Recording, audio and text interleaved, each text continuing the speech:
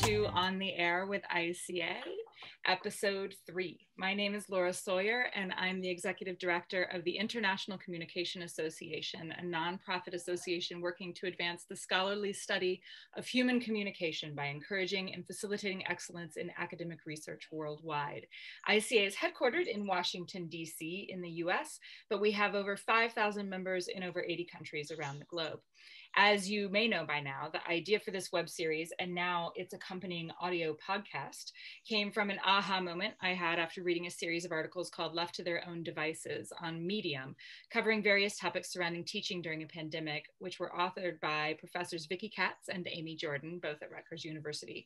Prior episodes in this series, currently available online and wherever podcasts are available, include deans discussing how to support early career scholars systemically during the pandemic, as well as a discussion with professors who are also parents about the struggles of pandemic parenting as a professor. And this morning, we had a discussion with mentors and advisors about how to best support students on a very personal micro level. Without further ado, it is my great pleasure to introduce today's discussion, episode 3, titled "The Show Must Go On: Academic Publishing in Times of Crisis." We have an esteemed group of academic journal editors here today to discuss this topic, and I'm going to quickly introduce everyone who's with us this morning in alphabetical order.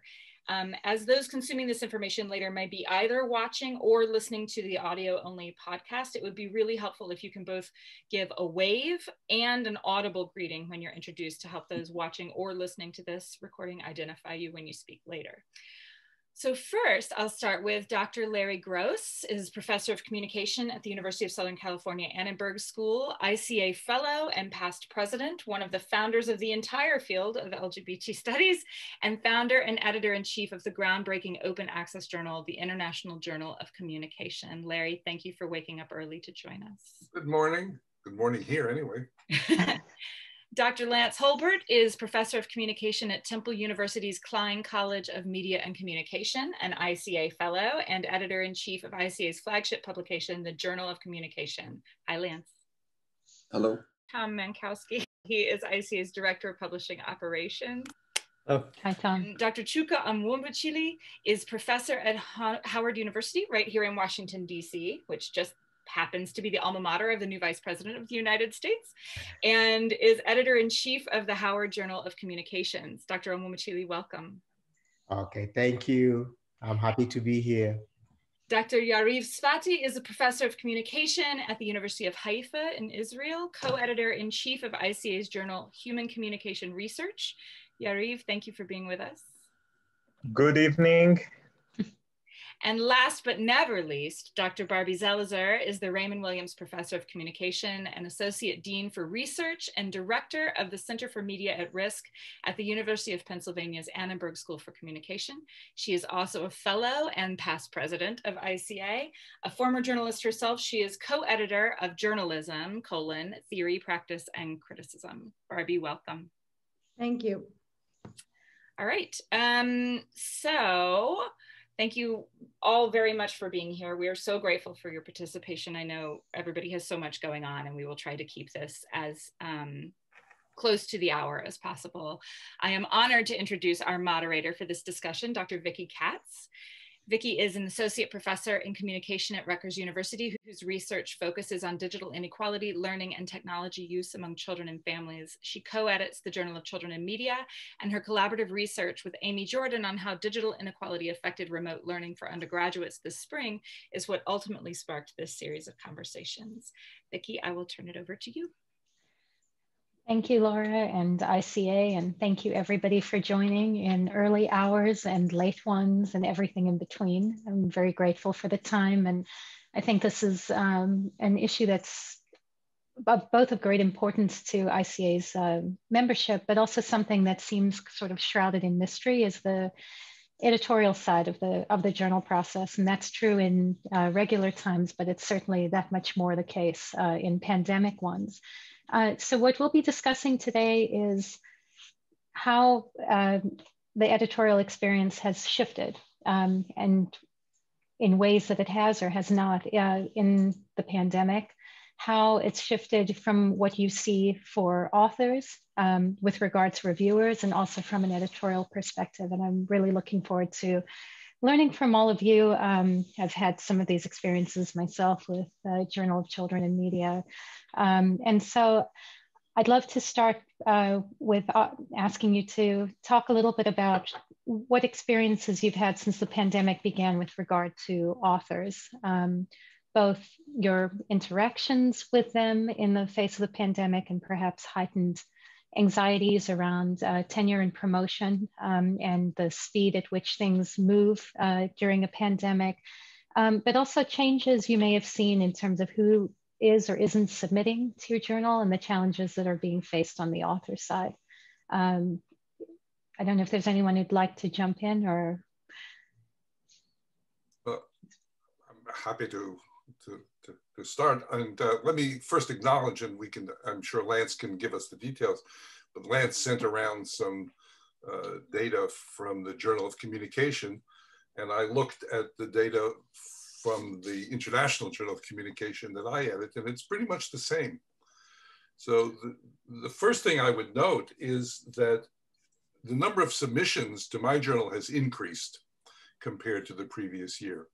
The increase is not enormous, but it's steady. I have a month by month listing here, and it's pretty much in almost all months, it's somewhat higher or a lot higher. So for the year, we had 1,153 submissions in 2019 and 1,300 submissions in 2020. So it was up. But the most remarkable difference I found in our numbers, and this is maybe unique to my journal, being open access and international, because we don't charge anybody. You don't have, anybody can go online and access the journal, but you can also register. If you're a reviewer, you're registered. If you're an author, you're registered, but readers also register. And that way we send them periodic notes about, what's been published, new articles, new issues, and so forth. And we began 2020 with 27,000 registered users. By May, that was 50,000. By September, it was 58,000, and we ended the year with 63,000. So part of what I can read from that is that people at home had time to register. We have more visitors and more downloads than usual. So on the upside, I suppose, and one way to think about this, at least in California, and I suspect in some other parts of the world, a lot of our readers have more time now that they're not commuting from home to work, and spending some of that reading the journal or attending to the journal. So that's on the plus side. On the downside, I think everyone has had the same experience of authors needing more time, of reviewers saying that they're overwhelmed with childcare, with other issues, with family care issues. And this has definitely been a phenomenon. But I have to say, at least in my case, it hasn't necessarily been that much more difficult to recruit reviewers, although it's certainly been the case that we are told, and understandably, we need more time. So we are routinely extending deadlines and acknowledging this. And I'd also have to say just one last word is that everybody knows this. So when authors write to say, what's happening, or we write, everyone gets it that these are unusual circumstances. And I think everyone has been taking it in, as well as anyone can expect. I mean, my feeling in part is that we're under enough pressure, particularly a lot of our authors. We don't want to add any pressure by, being tough ass about, reviewing deadlines when everybody's under enough pressure. We don't want to add to anybody's troubles. But right. I'm encouraged by the fact that a lot of people are being very cooperative in times when it would have been, much easier for them to beg off, and everyone would have, understood. So I think, we're doing pretty well under the circumstances. And Lance, Larry referenced some of the data that you crunched with regard to journal of communication for 2019 and 2020. I wonder if you could share that with everybody, because to some degree what you found runs counter to the discussions that I've been reading, and I'm sure many others have as well, about the rising gender gap in who's publishing first authored pieces, who's submitting first authored pieces. It seems like that was not necessarily a significant finding for our flagship journal. I wonder if you can tell us a little more about that. Sure. So early on in the pandemic, the initial discussion, as you just described, was being offered of this gender gap. And so I decided to take a bit of time to assess, April, May, kind of along those lines, findings, and comparing them to the previous year. And we did see a slight difference in terms of lead authorship, of a reduction of female lead authors submitting their works. But in terms of the co-authorship, really not a change in dynamic of the males versus females being on the works in submission pre to post pandemic. And then prior to this discussion, I ran a similar set of data for the October-November kind of window here in 2020. And we see really movement back to pre-pandemic levels. And to echo what Larry has outlined, we haven't really seen a change in the pace of submissions. It's been fairly consistent from pre to post pandemic. We receive about 2 articles a day, so 750 or so submissions we saw in 2019, and we saw that same in 2020 here. In terms of review time, what we did, we extended the review time from 30 days to 60 days. We were generating decision letters at an average clip prior to the pandemic of about 58 days. We've communicated in our submission guidelines it would take 90, so we were well under that. And so with the switch to an extra 30 days, we're still able to meet our 90-day deadline for a very large percentage of our works. A few go a little bit longer. And I'll echo what Larry has said as well, is that I'm shocked at the at the kindness of folks throughout this entire process and their understanding. It says a great deal about this field. That I was prepared to encounter a little bit more stress along the way, just because of stress in people's lives. And have not seen as much in these review processes, which are inherently stressful processes. Right. I wonder, in terms of the who has found themselves with more time and who has found themselves with significantly less. Obviously, we don't ask authors questions about their family structures or marital status. I think the pandemic has had the effect in this way that it has in so many others, where it's sort of bifurcating more dramatically than usual time stress. So I personally envy the image that Larry is painting of commute time being turned into reading time with 2 children under 6. So it's been a little bit less of that in my case. And certainly something we found with Journal of Children and Media, where we have a field that is disproportionately female, disproportionately more junior scholars and scholars in a stage of life where many have children at home, that the struggle of continuing with research projects or developing new ones in the pandemic has been particularly challenging. Papers they were in the middle of, they may have finished, but we didn't see a drop off in numbers even in our field. And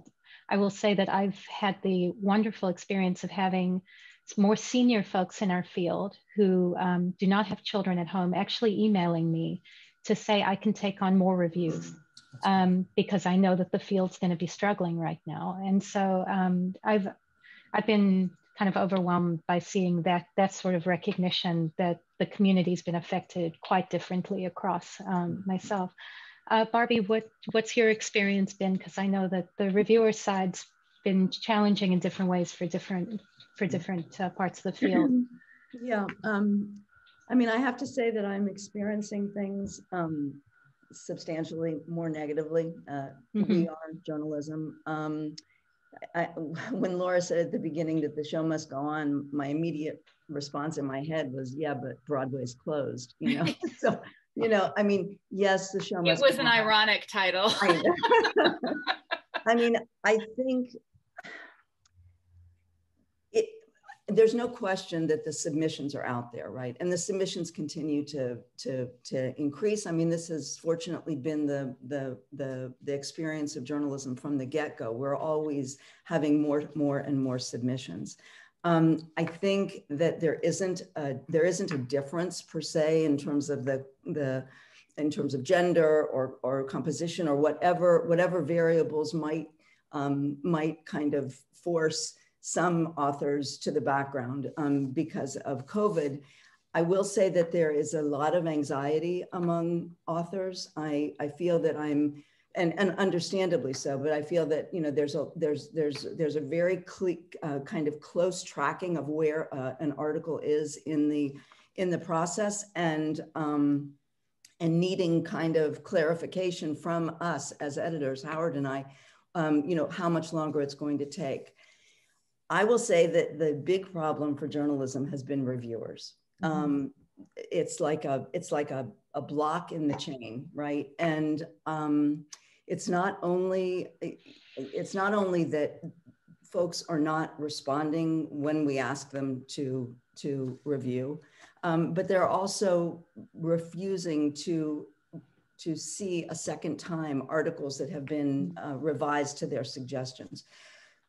The point being, I mean, everybody is overloaded, and I understand this, but for me, and I know for other journals as well, it's raising the question of where the journal kind of fits in the ecosphere, right? Like what is, if so much of our tenure and promotion is based on journal publication, and we can't keep the editorial process going across the board in different journals, dealing with different kinds of specializations, I'm worried. I'm very concerned. And again, it's not, you know, it's hard for me as an editor, myself overloaded, to keep sending emails saying, can you please look at this? If you don't look at this a second time, I have to start the whole review process over. And when I do that, people often come right in, right? But it can take, you know, it can take something like up to 20, 25 requests for somebody to review on a single article. And that's both me in the States and Howard in London. So you have to say, you know, what's going on here, that at some level, the journal process is moving down the level of down in priority. I think that for journalism, unlike Vikki, say for children and media, I think that the population of reviewers is much more diverse. Right. It's not, there isn't like a, you know, I was thinking, you know, why haven't our senior scholars kind of offered to come in? But there isn't really one niche that could review across the board. And so I think that it's the complexity of the journal and the widespread nature of its readership and authorship that we're seeing an issue with. Can I just make one other small point, which is one thing anecdotally, I was talking with Howard about this yesterday, that both of us have been seeing, which has never happened before, very rarely happened before, is that people are often submitting articles that are very close to pieces that have already been published. And that is, you know, and it's often the reviewer who will see that and say, hey, I just reviewed a different version of this. And so, you know, then we go and we find out, you know, what percentage of the wordage is actually being repeated. But it strikes me that is a manifestation of the anxiety that's out there among folks needing to get publications on their vita. I'll say I've had that experience myself. There's a couple of journals in our field that people seem to submit something to us and something to these other journals. And so they'll ask me to review it and I'll say, I can't review this. I have something under review that's very, very similar to this. And it's the same authors, but it's splitting of data, probably because, as you say, there's anxiety around tenure and promotion that's heightened in the pandemic, and people are trying to hedge bets to the degree that they can without openly plagiarizing themselves. But I think you brought up another point that may not be something that everybody in ICA is fully sort of aware of, which is that if you review a first time, there's sort of a sacred commitment to review a second, unless there is something extraordinary going on in your life, because those revisions were ones you requested. They probably wouldn't be the ones that another person would. And so, you know, for those who might be somewhat newer to the reviewing process, perhaps a collective plea that if you have agreed to review a first time, that's making time to review that second version is critical to that ecosphere. Our boilerplate, when people agree to review, has a line in there that says, you know, in order to maintain the integrity of the reviewing process, I agree to review revisions. Of course, I don't know whether anyone reads it, but I put it in there in part so if they refuse, I can point out to them that they actually already, it doesn't always help.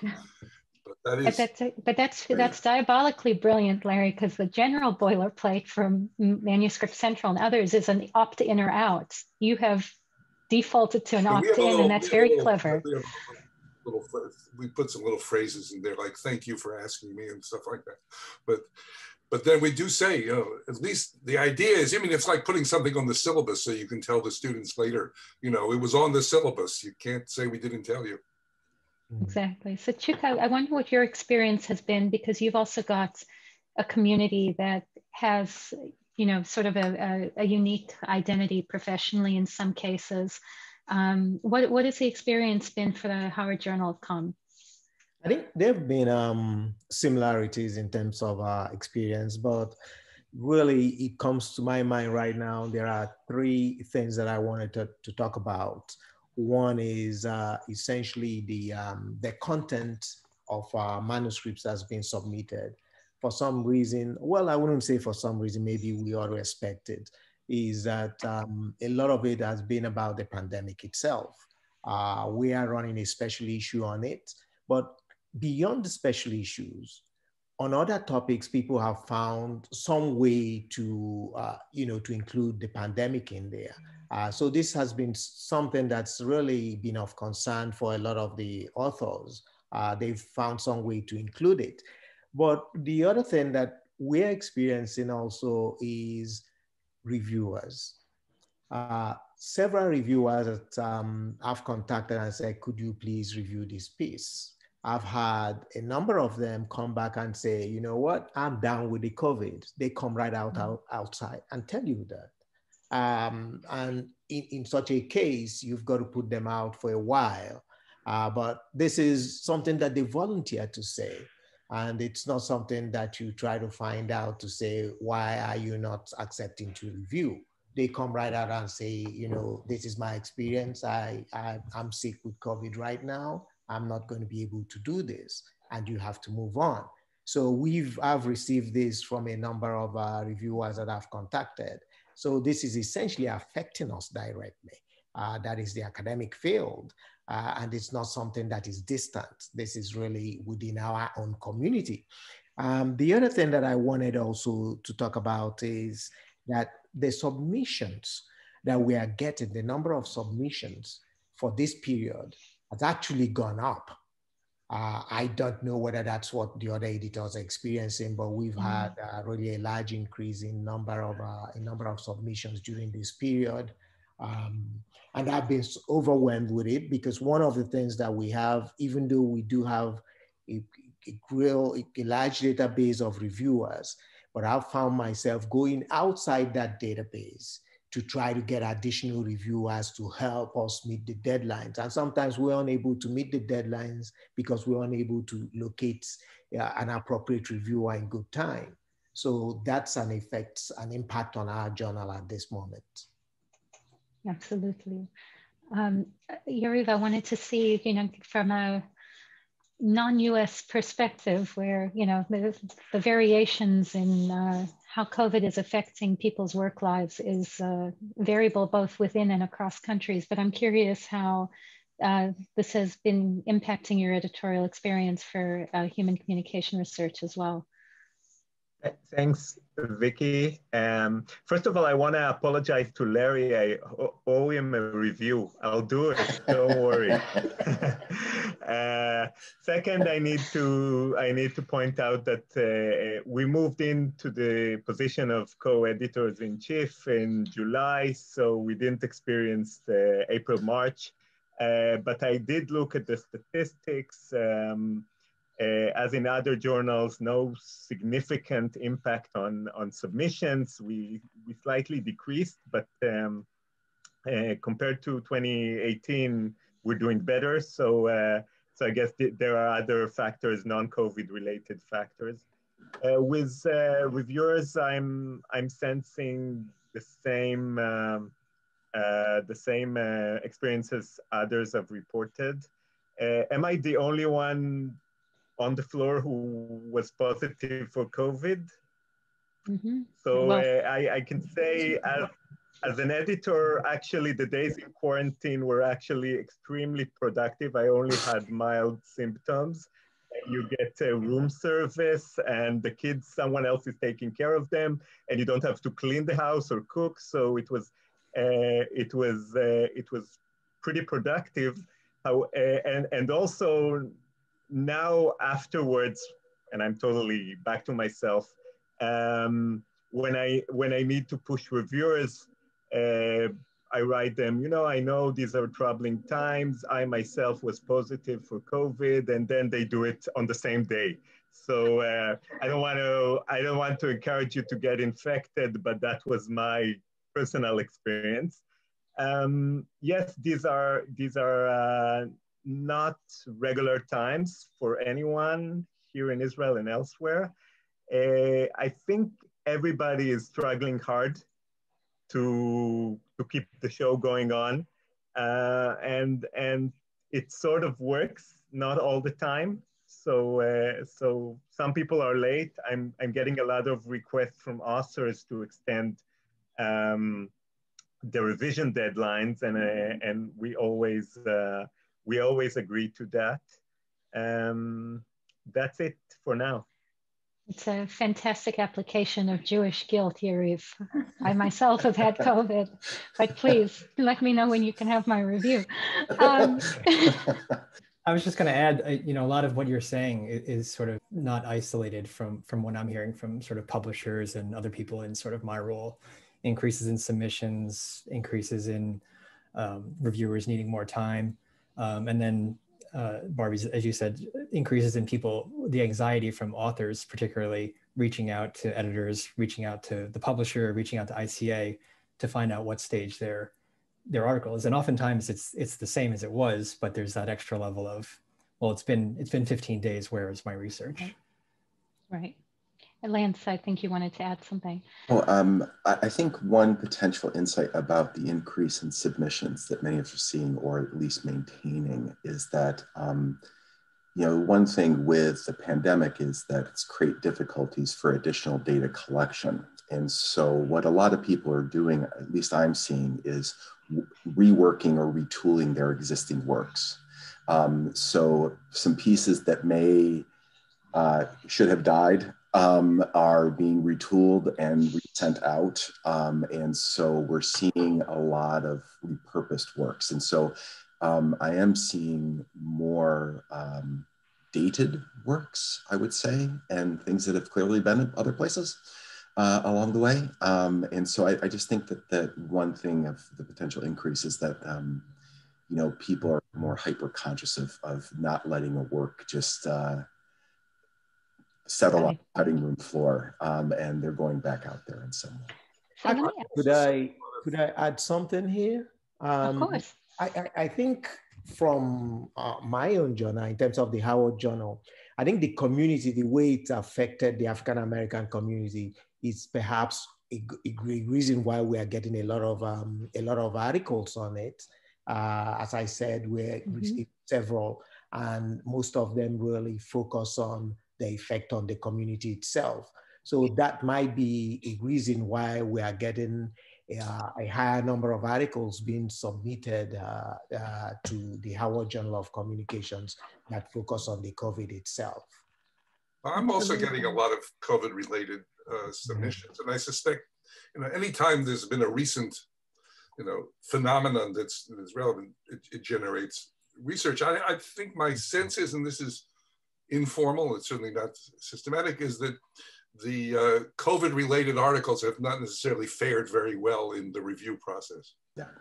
I think a lot of them have been faster, than they should have been, and it's partially what Lance and others are saying is that they want to jump on it, and sometimes they could have used a little more time.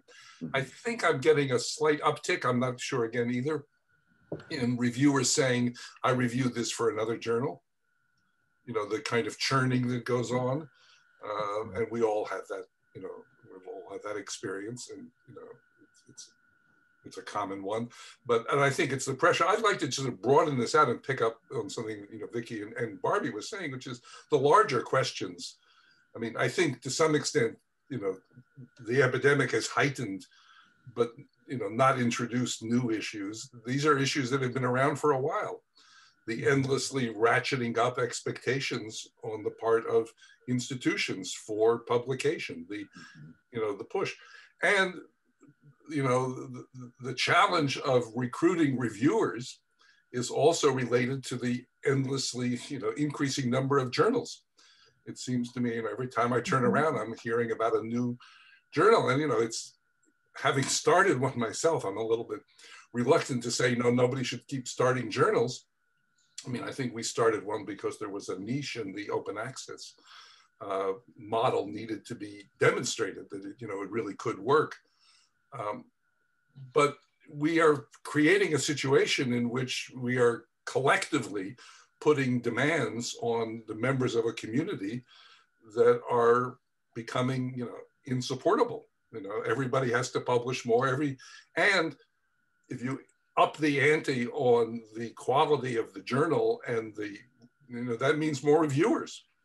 So everybody is in this together. And, we've had, as Laura will remember, and certainly Barbie will remember from years past in the, at the ICA executive committee and on the board, the question of how do we support the reviewing process, which is a heavy weight that members of the community carry, and it's not recognized in official university mechanisms. It's a problem.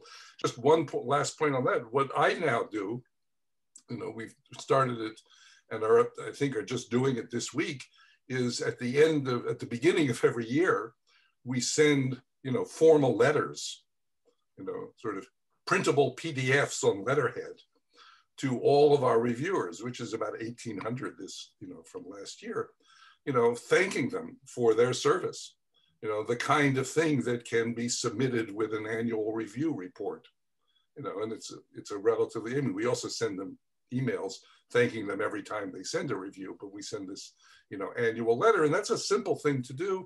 And I do hear back from reviewers, particularly faculty, junior faculty in other parts of the world, that this is helpful and useful. So, that is something I would encourage all journals to do. There's work involved, although you can, automate it. But, how we handle the reviewing challenge, is I think, like a really central concern for the entire community. Actually, Larry, I think the point that you raised that's been very helpful also with our journal, that is the Howard Journal of Communications, is giving them incentives, the reviewers. One of the things that our publisher did was to allow reviewers access to, to publications, to other publications that they have. And I think that helped at least it's an incentive that they get something out of it, that it's not like you're doing some review work and there's no acknowledgement, and you really don't get anything in terms of your institution. So that's probably why we get a lot of rejection when we ask somebody to review and they say, I'm too busy, I'm doing something else.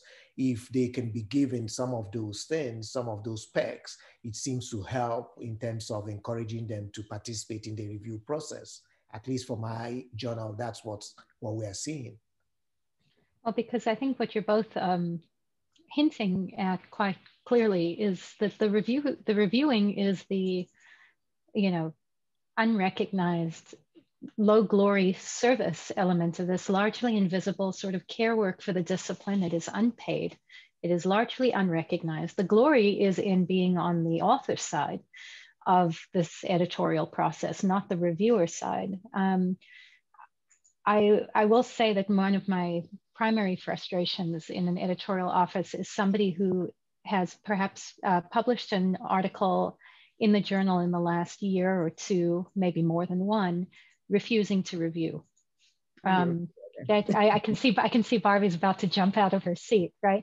I wonder if there might be sort of advice that this group would like to give, and sort of a rule of thumb in terms of how many reviews is fair for somebody to be expected to do, either for a journal or more broadly for each paper that they submit, in terms of kind of creating a sense of balance where you don't have people who are doing, both loads of the service work and having less time for their writing, or the reverse.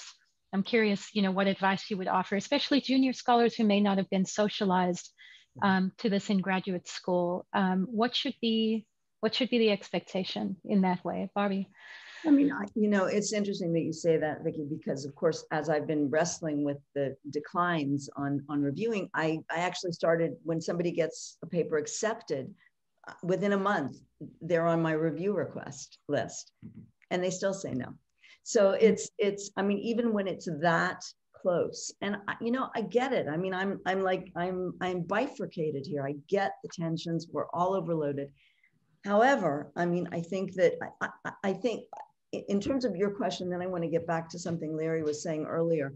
In terms of how many, I don't think that there's a number. I think that it's in the atmosphere. In other words, if you are submitting to a journal, it's correct, right? It's ethical to expect that the journal will ask you to do something for somebody else. The fact that that is not the case, I think, is on all of us, right? I mean, the fact that people have not been socialized to that is a real problem. And I mean, I was thinking in terms of like, what do we do to reset this? And I think that the most important thing we can do is start really clarifying the picture, because I don't know that everybody necessarily knows, right? People don't understand, if you don't accept an article the second time, that it has to go, the whole reviewing process needs to start from anew. And yet they do know when things are slowing down. So I know, for instance, at Annenberg, we're doing a kind of document for junior scholars, like what needs to be factored into tenure review and promotion moving forward. And we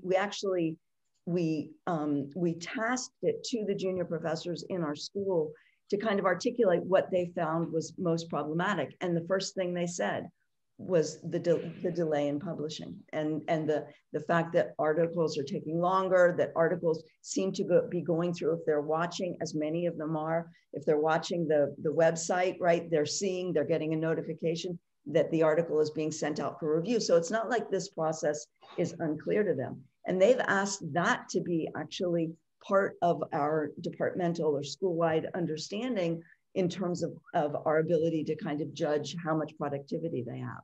So I think that doing things like that is very important to kind of, resetting the picture in terms of where we think reviewing needs to be, because I think it's widespread. I mean, I'm jealous of those of you who are saying that, you're getting reviews and it's all going very, very clear and very directly, but it's decidedly not the case for some journals. And I think that that's a discipline-wide problem.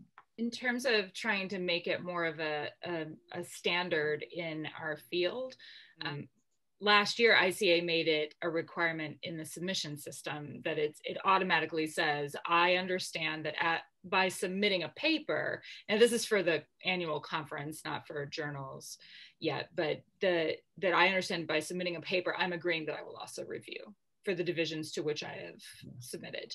And there's not a lot of teeth to that. We're not going to kick you out of your ICA membership, but it's just sort of stating that expectation. And I think maybe that's something that we all need to go the Larry Gross route and just have automatic opt-ins without any other option. Lance? One thing we're doing at Journal of Communication is that when we invited the original editorial board members, we outlined an expectation, just in general, of you can assume to look at 4 works in a given calendar year. But then what we've done also is that every 6 months, I will do an analysis of reviewer activity. And if some reviewer who's not on the editorial board has met that level, has done 4 quality reviews for us, that person is automatically invited to join the editorial board. And then we'll also do analyses that if somebody's close, they've done 2 or 3 reviews in that time, I will send them a note saying, hey, I just want to let you know of this policy that we do have, and you're doing good work for us, and give them thanks relative to that. But then also the idea of, look out for future requests. And if they happen to come your way, this is the policy that we have, so it will not go unlooked, and that there could be that achievement of being on the editorial board. And we end up having, at any 6-month period, usually 6 or 7 people are able to achieve that status. But that word has gotten around, because I know that when some people submit reviews like, hey, I've just done my 3rd one, 4th or something like that, and that's created, I think, a nice dynamic that we're looking, we are acknowledging that activity, and that has served us well. That's a terrific way to make that service work visible. We've been doing the same thing, that when we see that we've got somebody who's just been an absolute, workhorse for us, that's got to be rewarded. And the editorial board, especially for junior scholars, is a way of moving. I do a lot of review work into a status that gets recognized for promotion. And so I didn't know that JOC does that, but I'm really glad to hear that, especially for the flagship journal of the discipline. That's a wonderful, clear metric for what your participation will bring you. It's also, for the folks who are in sort of growing niche areas of expertise who get asked to review much more than the average because there's simply less people to go to. That's a really important way, I think, of acknowledging just how hard they're working to help grow those areas of the field. That's wonderful. I wanted to ask you something that, touching on what Chuka said about submissions related to COVID.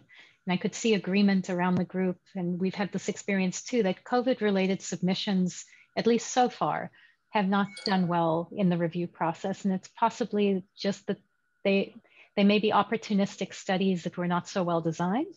It may be that people are pushing data and analysis out the door too early, or some other combination of factors. But given that funding has pivoted almost completely to COVID-related works, every journal can expect that they're going to see an uptick in COVID-related work, and it's going to be sustained.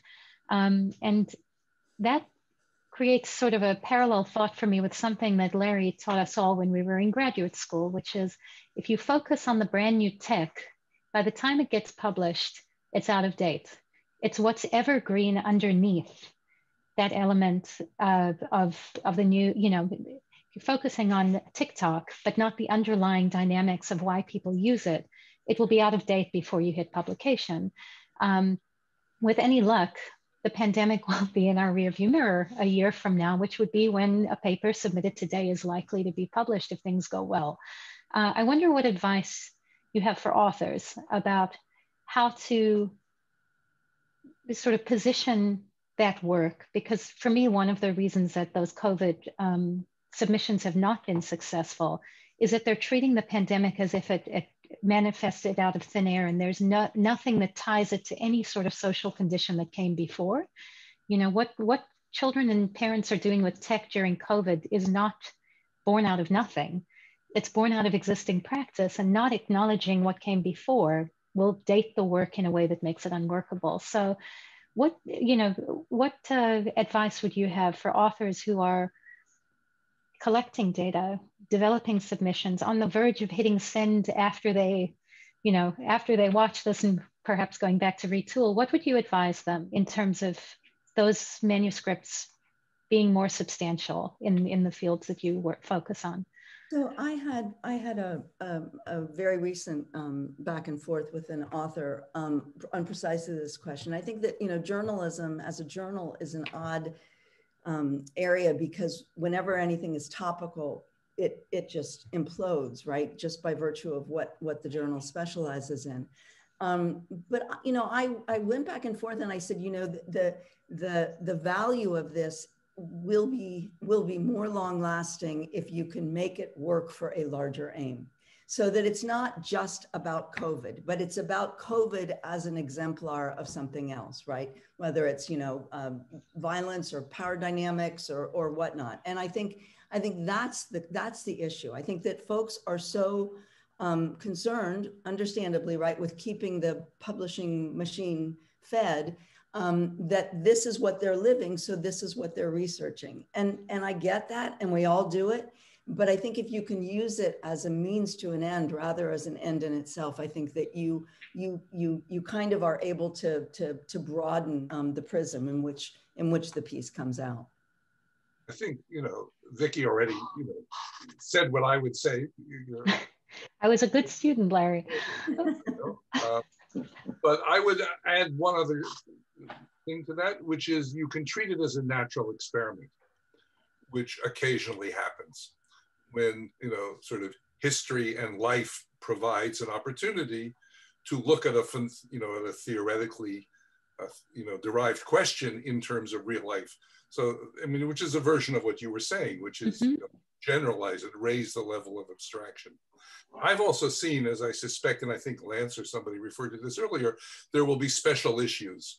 There will be, in other words, this becomes an organizing phenomenon, just like social media has been for the last few years. I mean, you can see these waves. They come through in journal submissions. They come through in, you know, graduate school application essays. You know, sort of, you know, what's the topic everybody is talking about, you know, this year, and that's a constant struggle to have people sort of deepen the theoretical range and raise the level of abstraction. And this is clearly going to be a case. And, you know, I'm sure, Laura, you know, that Mary Beth or whoever is already dealing with all the submissions for the, you know, for this year's ICA conference about COVID. I'm sure it's going to be, you know, the virtual conference as a theme. Actually, you know, good topic. So it's leveraging the moment for a you know, a more substantial question, rather than, I mean, everyone has seen this. Lots of people just hopping on, or, you know, turning the crank. You know, it's like, now we'll add COVID and stir, as if that's going to make something interesting. Right. I think thinking about it is, what is this a case of? And that upper level of abstraction is really great advice for scholars who are, you know, in the midst of doing this work. I think probably also good to remind people that journals are not just looking to publish work on COVID. Your general submissions, well constructed, thought out, and having benefited hopefully from having more time, less commute to review the literature and develop your papers. We're all welcoming work that does not need to address the pandemic necessarily, or to address it centrally. I want to add raise another question. It's a different question. I'm sort of opportunistically taking, you know, having a group of editors speaking to grind one of my axes, which is book reviews.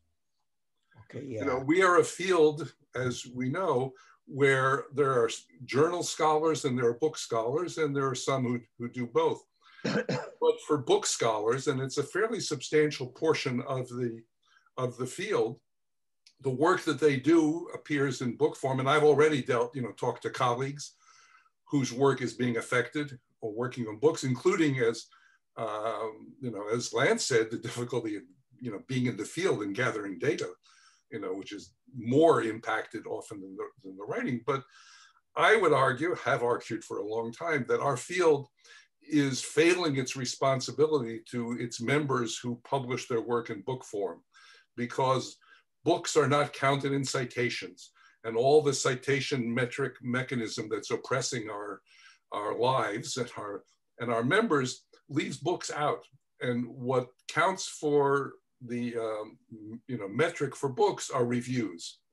And you can argue that it's a lousy metric, but all these metrics are lousy. This is the one that universities use, that personnel committees use, which means that if our journals do not review books written by our members, then they are disadvantaged. And I've been in this position, as an administrator, preparing dossiers for tenure and promotion for colleagues whose work appears in books. Unlike my colleagues from sociology, which has a book review journal, psychology is a book review journal, history takes books seriously. Communications is appalling in terms of it. And this is a collective responsibility, because journals do not look for book reviews, they don't take it seriously, and members don't review books. They don't view book reviewing as part of membership in a community. So I can, sort of wave my own flag by pointing out that my journal publishes more book reviews every year than all the other communication journals together, which is about 90 to 100 a year.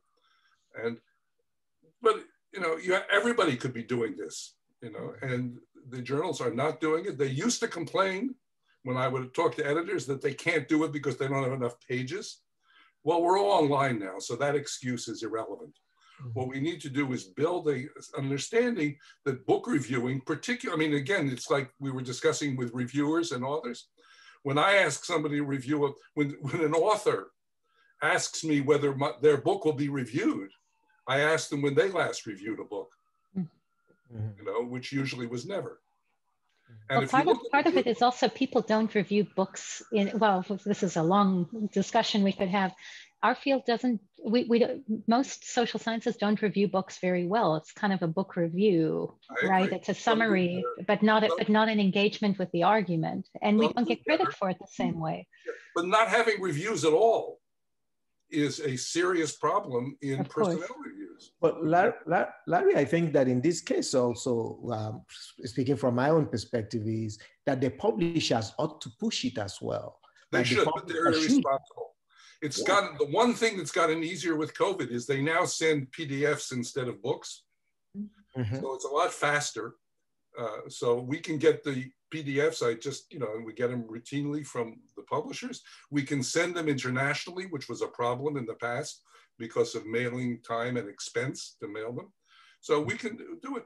And those of you who are registered with my journal know how we do it, because I fired our book review editors after a few years, and we send out, as many of you have received, lists of books available for review. We do it 3 or 4 times a year, and within 2 hours we send out a note saying, sorry, all closed, because people sign up to review. You can get people to then you have to keep after them, but people are pretty responsible. But all I'm saying is this is a shared responsibility that is not being met by the field, and those of us who have colleagues whose work primarily appears in book form are not dealing with it seriously. And incidentally, this is not a point at Lance because he's now the editor, but if you look at the history of the Journal of Communication, going back to the 70s, and look at it decade by decade, 70s, 80s, 90s, and so forth, the number of book reviews every decade is smaller than the previous decade.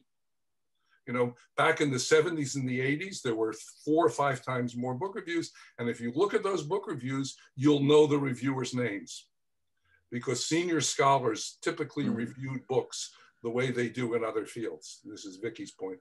In other words, they engaged with their colleagues in the context of book reviews. Our field moved so heavily towards journal publication. I remember back in the 70s when Brad Greenberg, who was then the chair at Michigan State, said, we don't take books into account. They don't count for anything. We're not interested in books. You know, the sort of journal orientation of the field dominated for so long that the scholars whose work is in books are seriously disadvantaged. And that's something that as journal editors or as an association that serves its members broadly need to take seriously. And I think it's an important thing you're raising, Larry, because I think we're going to see that slowdown in book publications is going to have a much longer tail due to COVID than journal articles have. It is significantly easier to finish I speak from painful experience, it's significantly easier to finish a journal article than it is to finish a book manuscript.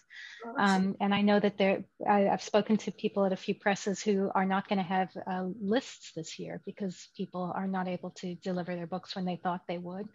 I will say that for us, we publish book reviews. We found that people are more likely to engage and be frank around what weaknesses a book has if they review 2 or 3 books in a review together. We've been focusing on just essays are a much better idea. And so we have that in every issue.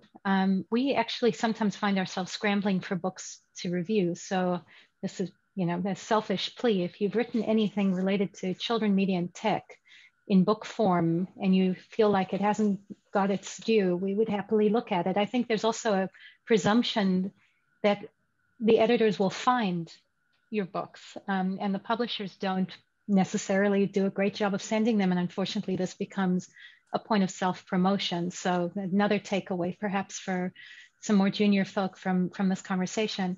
I know that we are almost at time, but I'd love it if we could go around and if everybody's just got maybe a piece of advice for folks on the non-editorial side of this equation for the pandemic that you'd really like people to know. I think that would be a wonderful way for us to close our discussion. If you don't mind, I'll just go around who's on my screen. Yariv, do you mind if I start with you? Yeah, and no special suggestion or advice. Just do the best work you can and submit it, and be patient because it takes a bit longer. And that's it. Barbie. I would say to kind of uptick and sustain a conversation about how important journals are, and what function they're actually playing in the field, and why it's part of our ethical responsibility as professors, as students, as academics to help sustain them. Chuka. Okay, I think my advice really is for people to think beyond what seems to be the in thing now and expand your thinking. And because there's so many things that communication field have really not touched on, and in several areas, and that people ought to be thinking about those things to create a space for yourself. And you have more time in your hands right now, and you can do that. Thank you. Wonderful, thank you. Larry. Well, being in the United States, it's hard not to, at this moment, say, this too shall pass. Things will get better. It's always darker before dawn and other such statements. And, again, to echo what Barbie just said, journal publication made science possible. And social science and the academic world, it rests on journal publication. That's its lifeblood. And as members of a community, we all have a responsibility to participate and nourish it. And we live on it, and we have to, contribute. Wonderful. Lance. I've really been pressing the idea of more and more scholars to have theory first and context second in the nature of their work. I think the COVID the pandemic works have especially shown the weakness of going context first and theory second, because oftentimes the works that we're seeing are the application of existing theories that already have very high levels of explanatory power or range, and that they simply work well to describe the pandemic. And so as a result, there's a ceiling relative to the theoretical value of those works. And they are much more subfield specific than field general. Whereas I think if people were to go theory first and context second, you would focus more on the potential weaknesses or the existing weaknesses of a given theory and trying to address those through a given context. And I'm seeing way more of works where they're functioning off the pre-existing strengths of a given theory and versus addressing the weaknesses of the theory. And I think if they go theory first and context second, we'll see much more of that. I really like that framing. I think it also, what the implicit counsel that you're giving there is for slower thinking.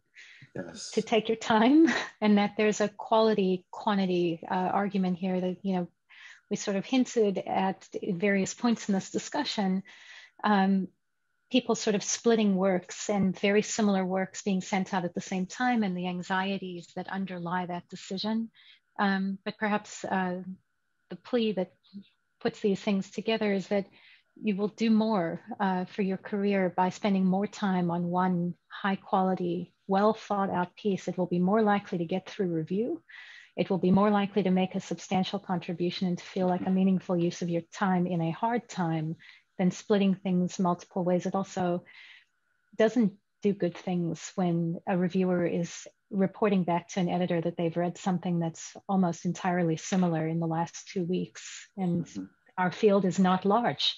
And areas of specialty are not all that large. And so I think there are various motivations in there to counsel for quality over quantity. And the idea of, you know, sort of theory and what is this a case of, and a higher level of abstraction is a really, I think, useful set of advice for folks as they're navigating publishing in a pandemic, and as Larry says, hopefully soon to be post-pandemic experience. I want to thank everybody for giving very precious time this morning, this afternoon, and this evening, depending on where they're joining us from, and Laura and ICA for making this conversation possible. Thank you, everybody, so much for being with us today. Thanks. Thank you. Thank you. Bye. Thank you so much. Good to see everybody. Be safe. Thanks.